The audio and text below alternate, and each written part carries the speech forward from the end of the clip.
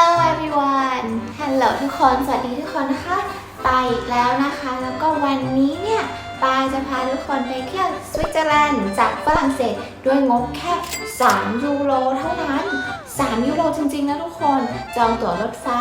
ถ่ายแอปพลิเคชันออนไลน์ยังไงเพื่อให้ได้งบแค่เท่านี้นะคะก็คือไปก็3 ยูโรกลับก็3 ยูโรเดี๋ยวปายจะมาโชว์ให้ดูว่าปายเนี่ยจองรถไฟยังไงผ่านแอปพลิเคชันนะคะจากที่ทุกคนได้ดาวน์โหลดแอป Trainline มาแล้ว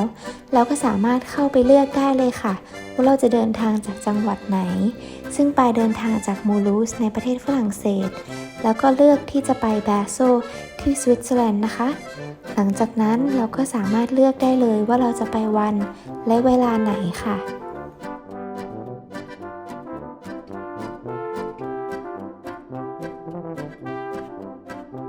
แล้วหลังจากที่เลือกวันและเวลาเสร็จเรียบร้อยแล้วเราก็กดเข้าไปดูได้เลยค่ะว่าราคาจะเท่าไหร่นะคะซึ่งตรงนี้เราก็จะเห็นได้ว่ามีราคา3 ยูโรแล้วก็จะมี3 ยูโรอีกทีนึงในเวลาตอนเที่ยงนะคะซึ่งปายก็เลือกเป็นเวลานั้นหลังจากนั้นเนี่ยเขาก็จะให้เราเลือกเป็นขากลับนะคะว่าจะกลับเวลาไหนซึ่งปายก็จะเลือกเวลาที่ถูกที่สุดในเวลาที่กลับนะคะซึ่งก็ประมาณ19:30ก็ไม่ดึกมากเท่าไหร่ค่ะหลังจากนั้นเราก็แค่ไปที่ Payment แล้วเราก็เริ่มการจ่ายเงินของเราได้เลยค่ะพอเราชำระเงินเสร็จเรียบร้อยแล้วเราก็จะได้ Confirmation มาแบบนี้ซึ่งก็จะทำให้เราสามารถดูระยะทางที่จากต้นทางไปถึงปลายทางได้ว่าเราจะหยุดกี่สถานีนะคะส่วนมากเนี่ยจากมูลูสไปแบโซเนี่ยมันก็จะเป็น direct นะไม่ต้องต่อหรือว่าไม่ต้องแวะที่ไหนนะคะแล้วมันก็ยังมี QR code ให้เราด้วยค่ะทุกคนอันนี้คือจะเป็นขากลับนะคะเราก็สามารถเช็คได้เช่นกันว่าขากลับเนี่ยเราจะ stop ที่ไหนบ้างค่ะแล้วก็จะมี QR code ให้เราเหมือนกันเพื่อที่จะให้เรา save นะคะแค่นี้เองค่ะทุกคนง่ายมากๆเลย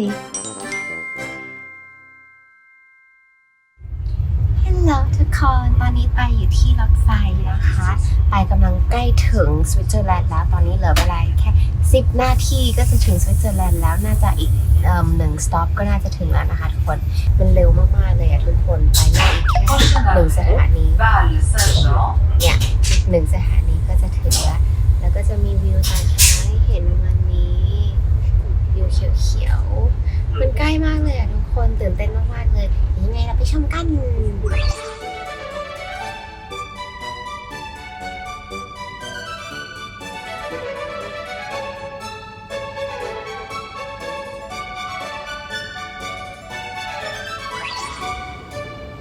ถึงแล้วนะคะสถานีรถไฟของสวิตเซอร์แลนด์ที่บาโซสถานีใหญ่มากแล้วก็คนเยอะมากแล้วก็มีน้องหมาพามาได้ด้วยน่ารักมากเลยเมืองนี้คือ dog friendly สุดๆอันนี้ไปก็คือออกมาสูดอากาศข้างนอกแล้วก็สังเกตเห็นว่าทำไมจักรยานมันเยอะอย่างนี้ทุกคนเมืองนี้คือจักรยานเยอะมากแบบเยอะจริงๆและมิชชั่นแรกของเราในการไปต่างประเทศเนี่ยก็คือต้องซื้อซิมการ์ดนะคะทุกคนแต่ที่สถานีรถไฟของบาโซมันไม่มีซิมการ์ดค่ะทุกคนปายก็เลยต้องเดินทางไปที่อื่นเพื่อไปหาซิมการ์ดนะคะหลังจากที่ตามหาอยู่นานก็ได้มาเจอซิมการ์ดสักทีนะคะทุกคนจากร้านนี้ร้านนี้แบบ in the middle of nowhere มากๆอ่ะแต่ว่าลุงเขาใจดีมากเลยเขาทำซิมการ์ดให้ขอแค่พาสปอร์ตนะคะผมอาจจะได้ซิมการ์ดคือยากลำบากเหลือเกินได้ซิมการ์ดมาแล้วเรียบร้อยแล้วก็สามารถเดินทางกันต่อไปได้ to the next station ของเรานะคะในการมาสวิตเซอร์แลนด์ในครั้งนี้ที่ปายตั้งใจมากๆเลยก็คือการมากินซูชิที่ร้านนูชนะคะและตอนนี้เรากำลังจะเดินทางไปที่ร้านนั้น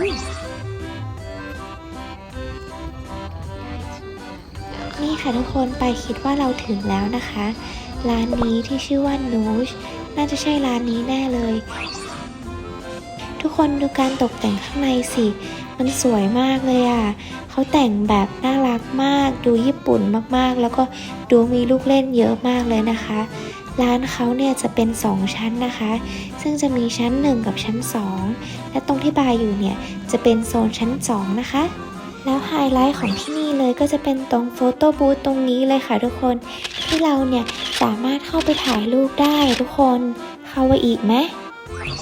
นี่นะคะทุกคนหน้าตาของซูชิที่สวิตเซอร์แลนด์ก็มาถึงแล้วเป็นไงนิกิริน่ากินไหมทุกคนอันนี้คือบอกให้เขาทำเป็นแบบชาเขียวเย็นให้นะคะเพราะว่าที่นี่ค่อนข้างอากาศร้อนตอนนี้มาเซมาแล้วนะคะอาหารญี่ปุ่นของปายในรอบกี่เดือนก็ไม่รู้ประมาณ1 เดือนกว่าได้มั้งซึ่งครั้งล่าสุดที่ปายกินอาหารญี่ปุ่นเนี่ยก็จะเป็นกินที่ร้านรามเมงในปารีสนะคะทุกคนสามารถไปดูได้ที่ Real Shorts ของปายนะคะสภาพหลังกินซูชิเสร็จก็จะเป็นประมาณนี้นะคะทุกคนคือแฮปปี้มากอร่อยมากและที่สำคัญเนี่ยคนที่ทำซูชิให้ปายเนี่ยเป็นคนไทยด้วยนะหลังจากอิ่มแล้วเราก็จะพร้อมเดินทางกันต่อนะคะซึ่งตอนนี้เราจะไปไซต์ซียิ่งกันก่อนและที่ปายจะพาไปที่แรกเนี่ยก็คือเซนต์อัลบันนะคะหรือเรียกอีกชื่อหนึ่งว่า Little Venice อีกแล้วอ่ะปันก็อยู่ข้างหน้าเซนต์อัลบันหรือว่าเรียกอีกชื่อหนึ่งว่า Little Venice นะคะที่บราโซที่นี่เนี่ยเขาก็เรียกได้ว่าเป็นที่แบบ extremely romantic หรือว่า romantic มากๆเลยนะคะเพราะว่ามันก็เป็นเหมือนแบบ Little Venice เนาะมันจะเป็นเหมือนแบบแคนาลให้น้ำไหลผ่านแล้วก็ทั้งสองข้างเนี่ยก็จะเป็นบ้านเรือนหรือว่าเป็นโรงงานเก่านะคะที่เคยอยู่มาแต่เนี่ยเนิ่นนานแล้วเนี่ยแล้วก็อีกอย่างหนึ่งเนี่ยบ้านเนี่ยก็จะเป็นบ้านไม้เก่าเนาะที่ถูกรีโนเวทด้วยmodern architect ทุกคนก็เลยจะเห็นแบบ architect ใหม่ที่ร่วมกับของเก่าที่เป็นของเดิมรวบรวมกันอยู่ในสถานที่เดียวเนี่ยที่นี่เนี่ยเขาก็เรียกได้ว่าเป็นเหมือนแบบ medieval paper mill ผสมผสานไปกับ Museum of Contemporary Arts หรือว่าเป็นการผสมผสานระหว่างใหม่และเก่านะคะอยู่ในที่โรแมนติกที่นี้ที่แสนสงบที่ปายกำลังจะให้คนไปชมกันโอเคตอนนี้ปายก็กำลังเดินทางไปเรื่อยๆเลยนะคะตามทางที่เขาบอกให้เดินเลยเนี่ยนะคะทุกคนขออธิบายว่าเมื่อก่อนเนี่ยมิลส์หรือกังขันเนี่ยมันคือเทคโนโลยีแรกเลยนะที่แบบเป็นแบบเทคโนโลยีแบบชิ้นใหญ่เนี่ยที่อยู่ตรงที่นี้ซึ่งเมื่อก่อนเนี่ยตรงนี้เนี่ยก็เคยเป็นที่ที่เขามีเครื่องกังหันหรือว่าเครื่องมิลส์เนี่ยที่เอาไว้ผลิตข้าวหรือว่าเอาไว้คัดกรองข้าวนะคะอยู่ตามแคนอลนี้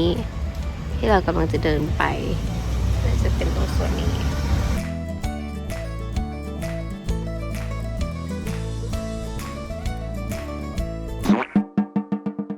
ทำไมมันไม่เหมือนในรูปเลยอ่ะหรือว่าเรามาผิดที่หรือเปล่าวะมันไม่เหมือนกันเลยอ่ะทุกคนดูดิ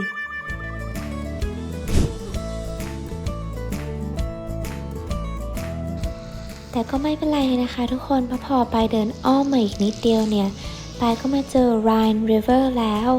ซึ่งสองตายายเมื่อกี้ที่นั่งจีบกันคือน่ารักมากเลยอ่ะและดูสิมีคนนั่งจีบกันอีกแล้วอ่ะอิจฉาที่นี่คือธรรมชาติมากเลยนะคะทุกคนดูเป็ดว่ายน้ำสิมันคือความลงตัวระหว่างการอยู่ร่วมกันระหว่างคนและธรรมชาติแบบจริงๆนะคะที่นี่ที่สวิตเซอร์แลนด์ตรงนี้เนี่ยเป็นที่ที่คนสามารถว่ายน้ำได้ด้วยนะคะทุกคนเห็นคนว่ายน้ำเมื่อกี้แวบหนึ่งไหมแล้วก็ผู้ชายคนนี้เนี่ยที่อยู่ข้างหลังไปเนี่ยเขาเพิ่งขึ้นมาจากการว่ายน้ำนะคะทุกคนคือที่นี่เนี่ยชิลจริงๆอ่ะดูสิมีคนพายเรือด้วยอ่ะอะไรมันจะเป็นประเทศที่ชิลอะไรได้ขนาดนี้อ่ะ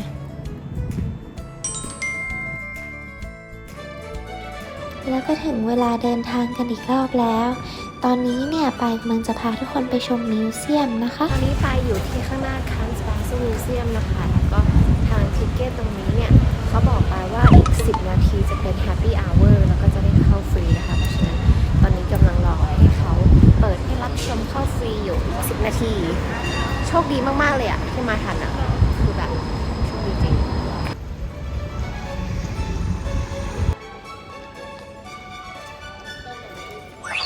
ฮันส์ บาโซเนี่ยค่ะเขาก็จะมีงานผลงานเยอะแยะมากมายเลยนะคะที่เขาจะมีโชว์ผลงานในช่วง Old Masters หรือว่าเป็นช่วงยุค 1,500 ถึง 1,800 BC นั่นเองค่ะและถัดมาเขาจะมีการโชว์ผลงานที่เป็น Classical Modernism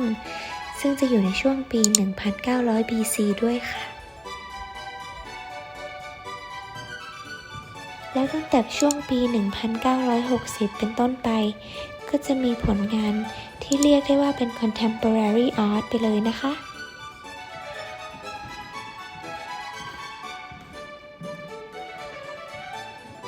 เนี่ยทุกคนเราเจออีกอันหนึ่งแล้วอ่ะอยู่ดีๆก็มีขนมปังอยู่ตรงเนี้ยมันคืออะไรอะทุกคนใครรู้ช่วยบอกที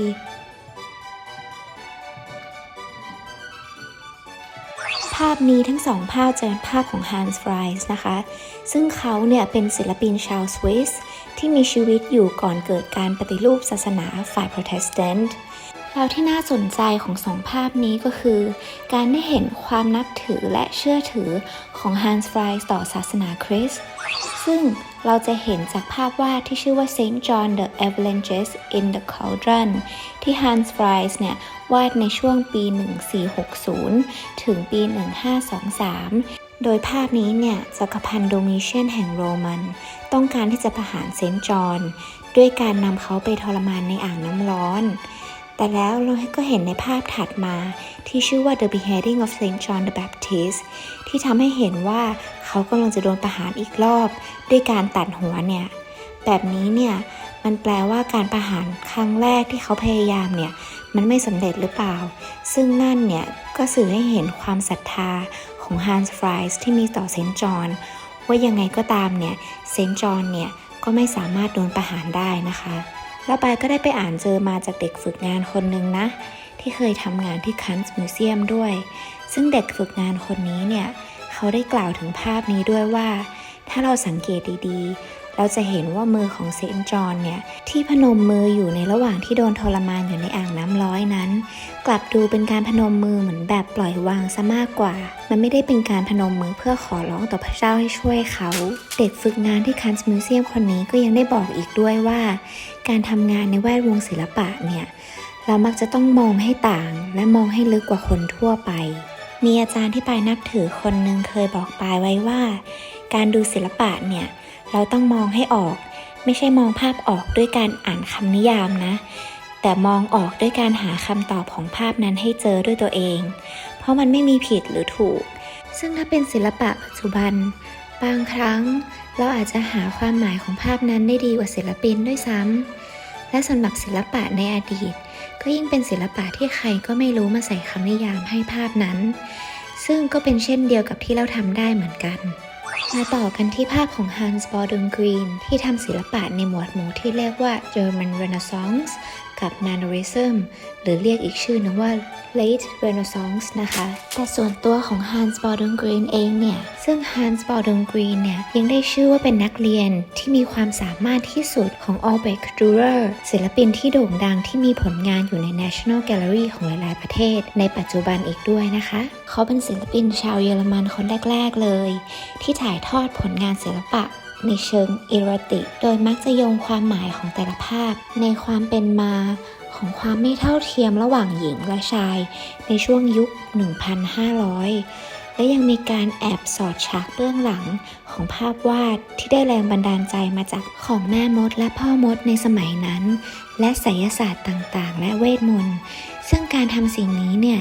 แน่นอนว่าทำให้เขาเนี่ยไม่ได้รับการยอมรับจากศาสนาคริสต์และไม่เป็นที่ยอมรับต่อโบสถ์ต่างๆและถูกมองว่างานของเขาเนี่ยเป็นการลดคุณค่าของศาสนาอีกด้วยนะคะและภาพที่เราเห็นอยู่ในคันส์มิวเซียมภาพนี้ก็คือภาพที่เขากำลังสื่อให้เห็นถึงการฆ่าชีวิตของผู้หญิงในวัยเยาว์ที่มักจะเกิดอยู่ในยุคช่วงนั้นที่โดนกระทำเลวร้ายใส่จึงทำให้ถึงแก่ความตายทั้งที่ยังไม่ได้โตเลยข้ามากันในยุคสมัย 1,900 กับภาพนี้ของพอลล่ามอริสันเบเกอร์ในปี 1903 ที่ชื่อว่า Boy with Cat นะคะต้องบอกทุกคนอย่างนี้ก่อนว่าในสมัยนั้นเนี่ย การเป็นศิลปินที่เป็นผู้หญิงเนี่ยเป็นอะไรที่ยากมากที่จะถูกยอมรับแต่ถึงยังไงก็ตามสำหรับพอลล่ามอริสันเบเกอร์เนี่ยก็เป็นศิลปินชาวเยอรมันอีกคนหนึ่งนะคะที่เผยแพร่ผลงานแนว expressionism แล้วก็ได้สร้างชื่อเสียงให้กับตัวเองมากๆเลยด้วยการเป็นศิลปินหญิงคนแรกๆที่สร้างผลงานเป็นภาพนูดของตัวเองในแนว self portrait ออกมาในยุคนั้นแต่นางก็ขยันมากๆเลยนะเพราะนางเนี่ยได้วาดภาพที่ลงสีมากกว่า700ชิ้นและยังมีภาพที่ไม่ลงสี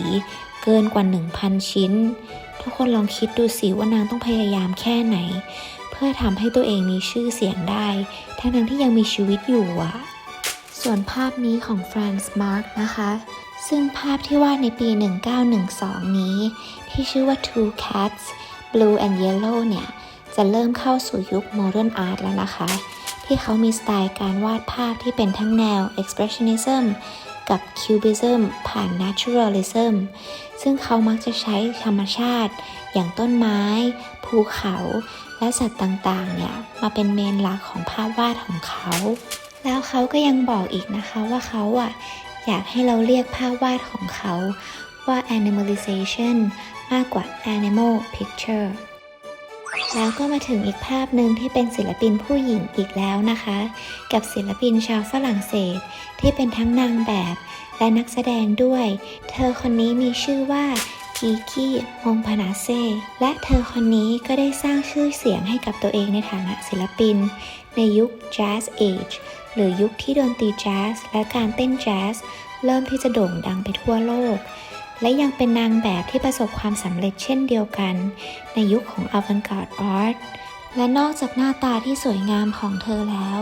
เธอก็ยังถ่ายทอดภาพวาดที่เป็นความสวยงามของผู้หญิงเช่นเดียวกันอย่างเช่นความสวยงามของภาพนี้ที่มีผู้หญิงกำลังทำหน้าที่ของตัวเองให้ดีที่สุดให้ทั้งตัวเองและคนในครอบครัวซึ่งมันเป็นสิ่งที่น่าชมเชยมากๆสำหรับหน้าที่ของการที่มาพร้อมกับความเป็นผู้หญิงในทั้งสมัยนั้นและสมัยนี้นะคะส่วนภาพนี้เป็นภาพที่ปายชอบที่สุดเลยของ Max Ernst ชื่อ The Wheel of the Sun ที่ปายชอบภาพนี้เนี่ยน่าจะเป็นเพราะความสมดุลของภาพที่ถึงแม้ครึ่งซ้าย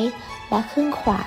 จะไม่ได้เหมือนกันแบบเป๊ะๆแต่ความบาลานซ์ของทั้งสองข้างเนี่ยมันกลับดูลงตัวได้อย่างไม่น่าเชื่ออีกอย่างคือปายก็ชอบ Max Ernst เป็นการส่วนตัวด้วยแหละเพราะเขาไม่เคยได้รับการเรียนวาดภาพหรือเรียนทัศนศิลป์แบบจริงๆจังๆเลยแสดงว่าผลงานที่เขาสร้างออกมามันคือ talent จริงๆซึ่งผลงานอื่นๆของ Max Ernst เนี่ย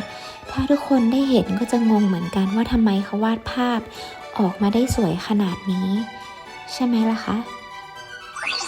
เรามาปิดท้ายกับ2ภาพนี้ที่วาดโดยศิลปินชาวสเปนที่ทุกคนน่าจะรู้ทันทีเลยนะคะว่าเป็นของใคร2ภาพนี้ชื่อว่า Woman with Heart Seated in an Armchair ที่วาดในปี 1941 ถึง 1942 กับอีกภาพที่ชื่อว่า The Couple ที่วาดในปี 1967 โดย Pablo Picasso นั่นเองศิลปินที่มีอายุยืนมากๆคนนี้เนี่ยมีอายุถึง92ปีเลยนะคะทุกคนเพราะแกเกิดตั้งแต่ปี 1881 แล้วก็เสียชีวิตตอนปี 1973 แต่ในช่วงที่แกมีชีวิตอยู่เนี่ยแกก็ได้ก่อตั้งศิลปะแนวใหม่ที่เรียกกันว่า Cubism เนี่ยแหละค่ะแต่เนื่องจากการที่แกอยู่มานานมากและสร้างผลงานไว้เยอะมากๆเราก็เลยจะเห็นศิลปะจากหลายๆ period ในช่วงชีวิตของเขาเลยนะคะตามมิวเซียมต่างๆของตัวเขาเองนั่นแหละที่เริ่มตั้งแต่ Blue Period ไปถึง Rose Period แล้วก็จะมี African Period แล้วก็ถึงจะมาค้นพบตัวเองกับ Cubism Period ค่ะ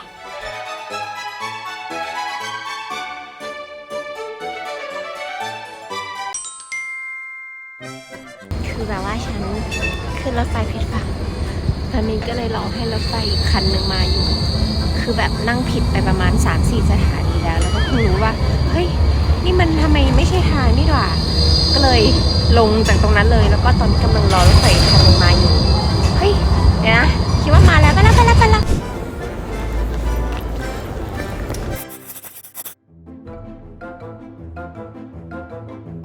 ตอนนี้ปายก็อยู่ข้างหน้า Foundation Baylor แล้วนะคะ ที่นี่ปายกำลังจะพาทุกคนไปดู 3 นิทรรศการในพร้อมๆกันนะคะ ซึ่งหนึ่งในนั้นเนี่ยก็มีชอนมิเชลบาสเก้ด้วย แล้วก็มีอีก 2 นิทรรศการที่ดีมากๆที่ปายอยากจะให้ทุกคนเห็นมากๆปายเชื่อว่าทุกคนจะต้องชอบ EP นี้แน่ๆเลย ยังไงไปรอติดตามกันใน EP ต่อไปได้เลยนะคะ